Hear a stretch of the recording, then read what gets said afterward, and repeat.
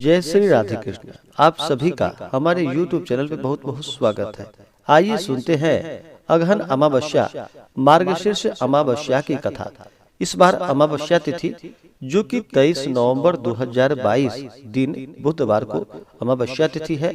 अमावस्या तिथि के दिन का बड़ा ही विशेष महत्व माना गया है। अमावस्या तिथि के दिन इस दिन जो कि गंगा स्नान करना, दान पुण्यों का कार्य करना, पीपल वृक्ष का पूजन करना, भगवान शिव माता पार्वती का पूजन करना, भगवान सत्यनारायण का पूजन करना, पीपल वृक्ष के नीचे दीपक जलाना या दीपक आदि का दान करना, अपने पितरों के निमित्त श्राद्ध तर्पण आदि का कार्य करना, इन चीजों का बड़ा ही विशेष महत्व माना गया है। अमावस्या तिथि इस बार बुधवार के दिन है, तो बुधवार के दिन जब भी अमावस्या तिथि होती है तो इस दिन को बुधवारी अमावस्या के नाम से जाना जाता है। अगर वहीं पे सोमवार के दिन अमावस्या तिथि पड़ती है तो उस दिन को सोमवती अमावस्या के नाम से जाना जाता है और उस दिन का जो कि बहुत ही ज्यादा विशेष महत्व बढ़ जाता है। इस दिन विशेष प्रकार से पीपल वृक्ष का पूजन करना चाहिए। पीपल के वृक्ष में जो कि सभी देवताओं का वास माना गया है। स्त्रियां अगर सोमवार के दिन अमावस्या तिथि पड़ती है तो स्त्रियां जो कि अखंड सौभाग्य की प्राप्ति के लिए पति की लंबी आयु की कामना के साथ सोमवती अमावस्या का व्रत करती हैं। अमावस्या तिथि के दिन चाहिए कि इस दिन सुबह उठ करके नित्य क्रियाओं से निवृत्त होकर के गंगा नदी में स्नान करना चाहिए। शुद्ध वस्त्र धारण करके भगवान सूर्य देव को अर्घ्य प्रदान करना चाहिए। इस दिन अपने इष्ट देवता का विशेष प्रकार से पूजन करना चाहिए और पीपल वृक्ष में जो कि शहद मिश्रित दूध का अर्घ्य पीपल वृक्ष में डालना चाहिए। इससे अनंत गुना पुण्य फलों की प्राप्ति होती है। और मध्याह्न काल में यानी कि दोपहर के समय में अपने पितरों को प्रसन्न करने के लिए श्राद्ध तर्पण आदि का कार्य करना चाहिए। अमावस्या तिथि के दिन जहाँ तक हो सके भूखे को भोजन कराना चाहिए। जरूरतमंद लोगों को अन्न वस्त्र आदि जो भी हो प्रदान करनी चाहिए। ब्राह्मणों को भोजन कराना चाहिए। ब्राह्मणों को दान और दक्षिणा देनी चाहिए। इससे पुण्य फलों की प्राप्ति होती है। तो आइए सुनते हैं अमावस्या की कथा। अगर आप अमावस्या तिथि के उपलक्ष्य में अपने पितरों के निमित्त ब्राह्मण दक्षिणा, अन्न दान, वस्त्र दान आदि के लिए देना चाहते हो तो आप अपने श्रद्धा और सामर्थ्य के अनुसार हमें डिस्क्रिप्शन में जाकर के वहां से गूगल पे, फोन पे या अकाउंट नंबर के माध्यम से आप अपने श्रद्धा और सामर्थ्य के अनुसार हमें ब्राह्मण दक्षिणा प्रदान कर सकते हैं। तो आइए सुनते हैं अमावस्या की कथा। तो बोलिए प्रेम से भगवान भोलेनाथ की जय, माता पार्वती की जय, लक्ष्मी नारायण भगवान की जय, अमावस्या माता की जय, सर्व देवी देवता की जय। बहुत समय पहले की बात है कि एक साहूकार के 7 बेटे, 7 बेटी और उनकी 7 बहुएं थी। साहूकार के घर रोज एक जोगी आता था जिसे कि साहूकार की बहू भिक्षा देती थी। उस जोगी को जब साहूकार की बेटी भिक्षा देने आती तो वह उससे भिक्षा नहीं लेता था और कहता था कि तेरे भाग्य में सुहाग की जगह दुहाग लिखा है। लड़की को उस जोगी की यह बात बहुत बुरी लगती और एक दिन वह अपनी माँ से रोते रोते जोगी की बात बताती है। सारी बातें सुनकर माँ कहती है कि कल जब जोगी आएगा तब मैं सुनती हूँ कि वह आखिर क्या कहता है। अगले दिन फिर जोगी आता है तो साहूकार की पत्नी छिप कर बैठ जाती है और लड़की को भिक्षा देने के लिए वहां भेज देती है।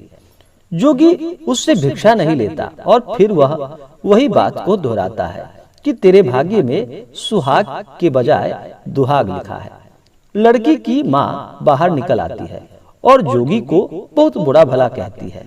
एक तो हम तुझे भिक्षा देते हैं और तुम हमें ऐसी ऐसी बातें कहते हो। जोगी कहता है जो बात सच है वही मैं तुमसे कह रहा हूँ। इसके भाग्य में जो भी लिखा है मैं वही सब सच तुम्हें बता रहा हूँ। सारी बातें सुनने पर लड़की की माँ कहती है कि जब तुम्हें सब पता है तो इसे बचने का कोई उपाय तो बता दो। जोगी कहता है कि 7 समंदर पार एक धोबन रहती है जिसका की नाम सोना धोबन है। वह सोमवती अमावस्या का व्रत करती है। अगर वह आकर इसे फल दे दे तब ही इसका दुहाग टल सकता है, अन्यथा विवाह के समय सर्प काटने से इसके पति की मृत्यु हो सकती है। सारी बातें सुनकर माँ रोने लगती और सोना धोबिन की तलाश में निकल पड़ी। चलते चलते रास्ते में तेज धूप पड़ रही थी, जिससे बचने के लिए वह एक पीपल के वृक्ष के नीचे बैठ गई। उसी वृक्ष पर एक गरुड़ के बच्चे अपने घोंसले में था। एक वहां पे सर्प आया और गरुड़ के बच्चों को खाने के लिए लपका, लेकिन साहूकारनी ने उस सर्प को मारकर बच्चों की रक्षा की। कुछ देर बाद गरुड़नी वहां पे आई और सब जगह खून देखकर साहूकारनी को चोंच मारने लगी। साहूकारनी बोली कि एक तो मैंने तेरे बच्चों की सर्प से रक्षा की और तुम मुझे ही मारने का प्रयास कर रही हो। तो सारी बातें जानने पर गरुड़नी बोली कि तूने मेरे बच्चों की रक्षा की है, इसलिए मांग, तुम जो भी मांगना चाहती हो वह मुझसे मांगो। तो साहूकारनी गरुड़नी से कहती है कि मुझे 7 समंदर पार सोना धोबिन के यहाँ छोड़ दो। और गरुड़नी ने उसकी बातों को सुनकर वैसा ही किया। साहूकारनी वहां पहुंच तो गई, लेकिन सोचने लगी कि इसे कैसे मनाओ। सोना धोबिन की भी 7 बहुएं थी, लेकिन घर के काम को करने के लिए सदा आपस में सब लड़ती और झगड़ती रहती थी। रात को जब सब सो जाते तो साहूकारनी आती और चुपके से घर का सारा काम उजाला होने से पहले ही करके चली जाती थी। सारी बहुएं भी आपस में यही सोचती कि कौन सी बहू है जो कि घर का सारा काम कर देती है, लेकिन एक दूसरे से पूछने की हिम्मत किसी में भी नहीं होती। काम करने के बाद सोना धोबिन ने भी देखी कि आजकल बहुत लड़ती नहीं है मेरी बहुएं, आखिर क्या बात है, और काम भी सारा मेरा हो जा रहा है। सोना धोबिन ने सारी बहुओं को बुलाकर और पूछा कि आजकल तुम लड़ती भी नहीं हो और घर का सारा काम आखिर कौन कर लेता है। बहुएं सास से झूठ कहती हैं कि लड़ाई करने से क्या फायदा, इसलिए हम सब मिलकर काम कर लेती हैं। सोना धोबिन को अपनी बहुओं की बात पर विश्वास नहीं होता और वह रात में जाकर वह स्वयं सच देखने का प्रयास करने लगती है और कौन काम करता है यह सब देखने लगती है। रात होने पर सोना धोबिन छिपकर बैठ जाती है कि आखिर देखूं कि यहाँ कौन काम करता है।